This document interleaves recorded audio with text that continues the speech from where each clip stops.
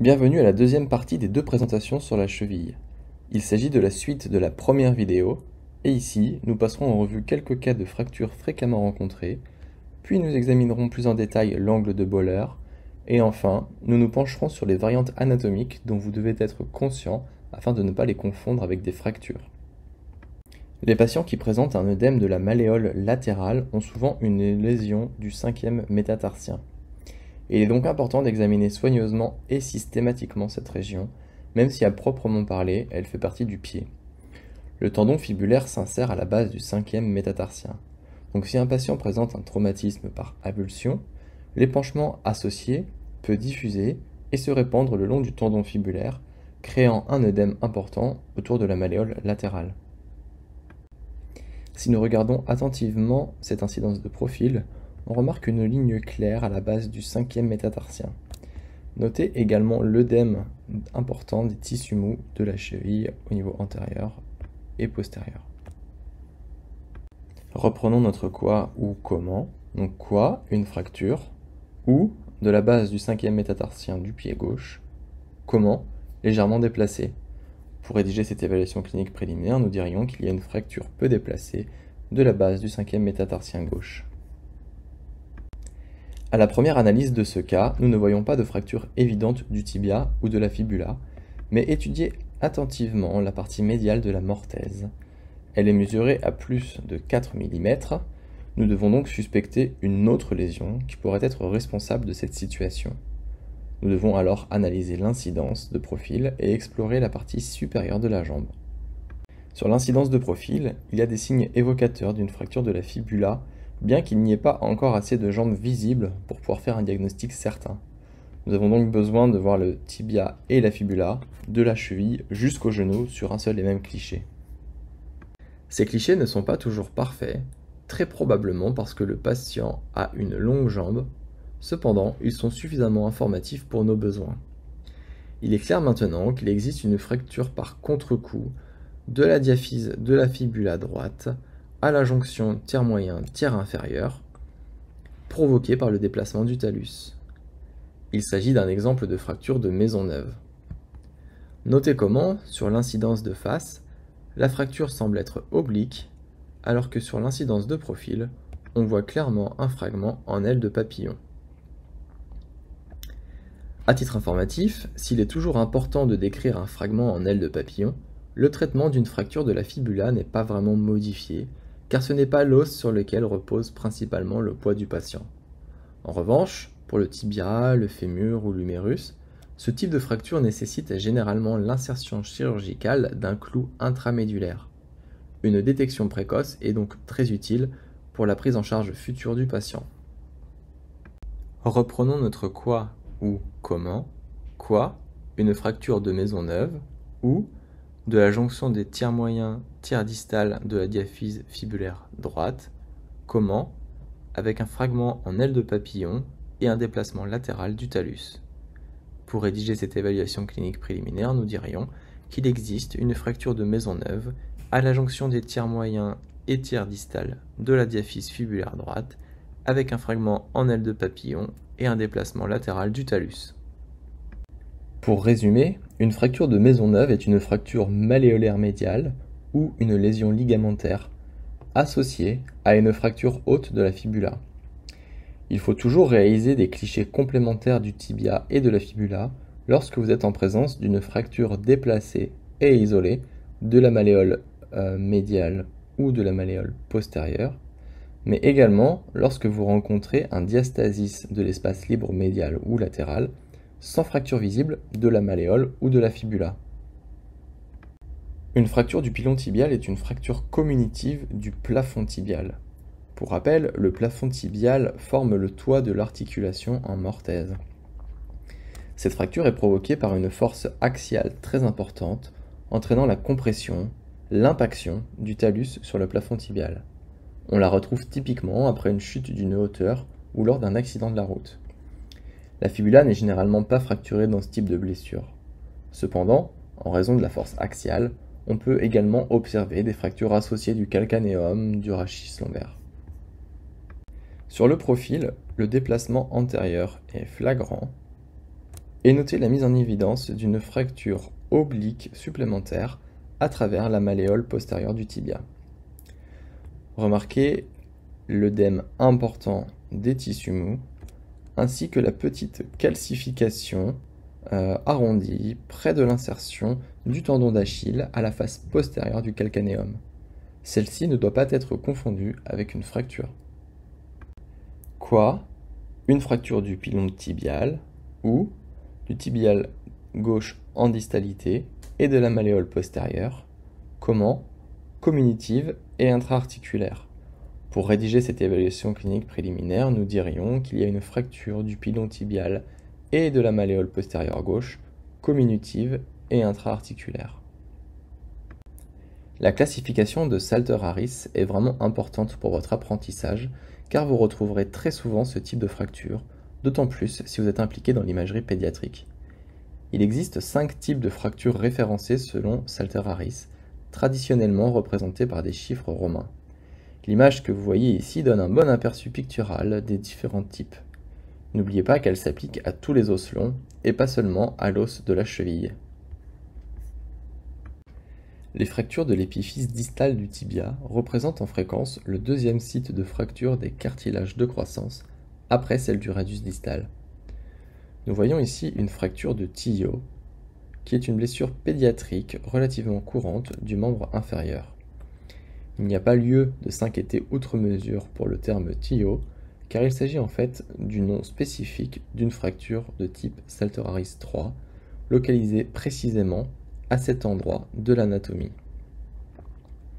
Ce qui est important, c'est que vous sachiez qu'il s'agit d'une fracture de type Salter-Harris.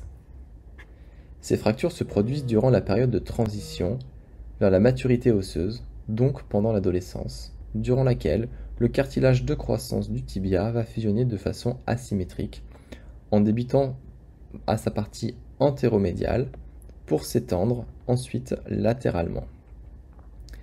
La partie latérale du cartilage de croissance reste donc vulnérable plus longtemps et devient une zone de faiblesse. Vous noterez ici le déplacement latéral. Sur l'incidence de profil, on peut voir le déplacement antérieur. Les deux incidences, donc face et profil, sont complémentaires et permettent de voir le déplacement antérolatéral, ce qui est l'aspect classique de la fracture de type Salter-Harris 3, dite de tillot. Quoi? Fracture de tillot ou Salter-Harris 3, ou de l'épiphyse latérodistale du tibia gauche. Comment? Avec un léger déplacement antérolatéral. Pour rédiger cette évaluation clinique préliminaire, nous dirions qu'il existe une fracture de Salter-Harris 3 au niveau de l'épiphyse latérodistale du tibia gauche, avec un léger déplacement antérolatéral. Une autre blessure pédiatrique fréquente de la cheville est la fracture triplane, qui correspond à une fracture Salter-Harris 4. C'est également une fracture transitionnelle, c'est-à-dire qu'elle survient pendant l'adolescence. Les traits de fracture sont orientés dans les 3 plans orthogonaux.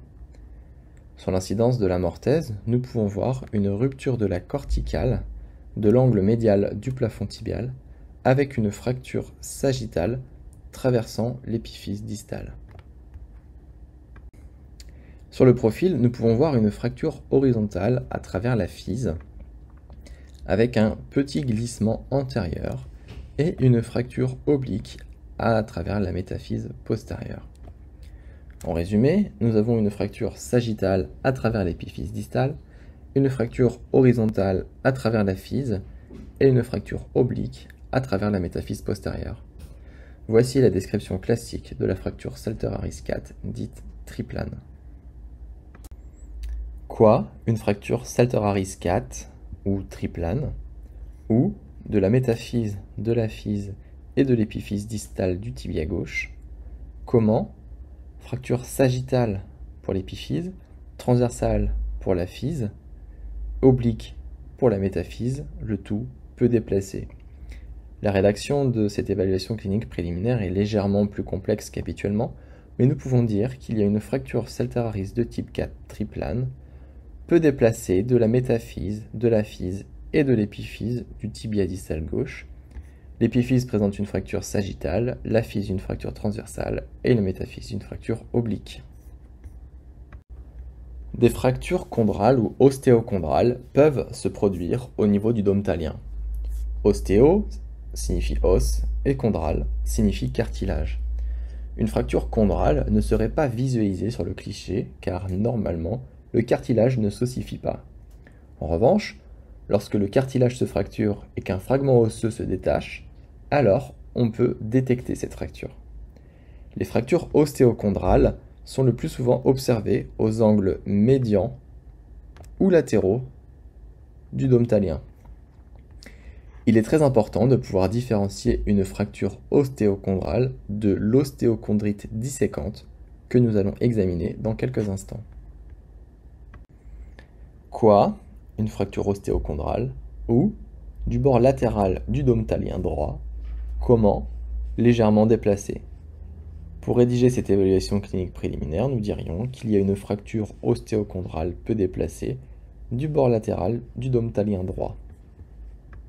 Nous avons déjà examiné ce cas de fracture de la malléole latérale, mais je vous propose de vous y pencher de nouveau. Apportez une attention particulière au bord médian du dôme thalien. Ici, nous voyons une clarté sous-articulaire, ce qui signifie qu'elle se trouve sous la surface articulaire.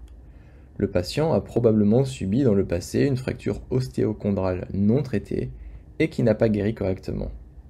Cette clarté est décrite comme une ostéochondrite disséquante. Dans le cas de l'ostéochondrite disséquante, il n'y a généralement pas de rupture de la corticale. Une sclérose réactionnelle est souvent visible à côté de la clarté sous-articulaire. Remarquez ici le bord fin, blanc, autour de la clarté. Il est possible qu'à un moment donné, la zone défectueuse se détache du thallus pour créer un fragment libre dans l'articulation. Cela crée alors une friction dans cette articulation et peut entraîner des modifications dégénératives précoces. Il est très important que l'ostéochondrite disséquante ne soit pas diagnostiquée par erreur comme une fracture. Afin de vous faciliter la différenciation entre la fracture ostéochondrale et l'ostéochondrite disséquante, voici regroupés sur la même diapositive les deux cas précédents. À gauche, nous avons la fracture ostéochondrale représentée par une rupture de la corticale avec une ligne claire et bien nette. En comparaison, à droite, nous avons une ostéochondrite disséquante. Souvenez-vous que la corticale est intacte, mais qu'il y a une clarté sous-articulaire avec une sclérose réactionnelle sur ses bords. N'oubliez pas que, par définition, l'ostéochondrite disséquante est une affection chronique. D'ailleurs, le terme ostéochondrite est discuté car aucun processus inflammatoire ne semble impliqué. Certains préfèrent donc utiliser le terme d'ostéochondrose. Regardez à nouveau l'image de gauche et notez qu'il n'y a pas de sclérose réactionnelle autour du site de fracture, ce qui indique qu'il s'agit bien d'un aspect aigu plutôt que chronique. L'ostéochondrite disséquante est une découverte fortuite relativement courante, en plus d'autres blessures, lors de l'évaluation des images de traumatisme de la cheville. Les fractures du col du talus correspondent à des fractures séparation résultant d'un mécanisme de flexion dorsale forcée. De plus, ces fractures sont à risque de complications car la vascularisation est distale, d'ailleurs comme pour le scaphoïde et le col du fémur, et donc plus le talus est déplacé, plus le risque de nécrose est important. Ces fractures sont souvent difficiles à voir et il faut analyser cette zone soigneusement, surtout si l'histoire clinique évoque une blessure de l'arrière-plié. Ce type de blessure est parfois appelée fracture de l'aviateur car on la trouvait fréquemment chez les pilotes qui s'étaient écrasés, notamment pendant la Seconde Guerre mondiale. Quoi, une fracture intra-articulaire ou du col du talus droit, comment, non déplacé. Pour rédiger cette évaluation clinique préliminaire, nous dirions qu'il existe une fracture intra-articulaire non déplacée du col du talus droit. La corticale antérieure du talus est souvent sujette à des fractures par avulsion. Ces petites fractures sont souvent accompagnées d'un œdème marqué des tissus mous, très bien visible sur cet exemple. Reprenons notre quoi ou comment. Quoi, une fracture avulsion, ou de la surface antérieure du talus gauche. Comment, légèrement rétractée. Pour rédiger cette évaluation clinique préliminaire, nous dirions qu'il y a une fracture avulsion avec une légère rétraction de la surface antérieure du talus gauche. Au premier regard, votre œil a probablement été attiré par la fracture de la fibula distale. Mais si vous regardez de plus près, cette lésion est beaucoup plus compliquée. Regardez la tête du talus. Elle semble ne s'articuler avec plus aucune structure. L'os naviculaire et le calcanéum ont été luxés latéralement, ce qui est assez inhabituel car 80% des luxations subtaliennes sont médiales. Regardons maintenant l'incidence de profil. L'analyse de ce cliché nous révèle que le talus est superposé à l'os naviculaire adjacent. De ce fait, il est très facile, si l'on ne regarde qu'une seule incidence, de ne pas voir toute l'étendue de cette blessure très grave. Le calcanéum et le naviculaire ont été déplacés latéralement, bien que les espaces articulaires entre le cunéiforme et le naviculaire aient été conservés. Quoi, une luxation et une fracture, ou de l'articulation subtalienne pour la luxation et de la malléole latérale droite pour la fracture. Comment, une luxation latérale et une fracture comminutive. Pour rédiger cette évaluation clinique préliminaire, nous dirions qu'il y a une fracture comminutive de la malléole latérale droite et une luxation latérale de l'articulation subtalienne. Comme vous pouvez le voir sur cette image, l'angle de Boller est mesuré en traçant deux lignes tangentielles au bord antérieur et postérieur du calcanéum supérieur. Cet angle doit normalement être compris entre 20 et 40 degrés. En principe, un angle inférieur à 20 degrés est révélateur d'une fracture du calcanéum. Cependant, un angle de Boller normal ne signifie pas nécessairement qu'il n'y a pas de fracture. La règle ne peut pas être appliquée de manière fiable avec des patients qui ont un pied creux ou un pied plat, et il est donc important de vérifier l'histoire clinique du patient. Le meilleur conseil est d'utiliser l'angle de Boller comme un guide et non comme une règle définitive lors de l'évaluation de vos images. Si l'on applique l'angle de Boller à ce cliché, il est de toute évidence inférieur à 20 degrés, ce qui laisse suggérer une fracture. La fragmentation de la fracture au sein du calcanéum est clairement visible. Il est très important d'évaluer l'atteinte des articulations subtaliennes car cela modifie considérablement le pronostic. Quoi, fracture impaction, ou du calcanéum gauche, comment, comminutive avec une atteinte articulaire subtalienne. Pour rédiger cette évaluation clinique préliminaire, nous dirions qu'il y a une fracture impaction comminutive du calcanéum gauche avec une atteinte de l'articulation subtalienne.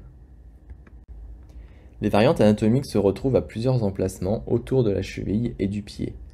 Il est très important que vous connaissiez leur emplacement afin d'éviter de les diagnostiquer par erreur comme des fractures. L'os subfibulaire est particulièrement important à retenir car il peut être confondu avec une fracture avulsion.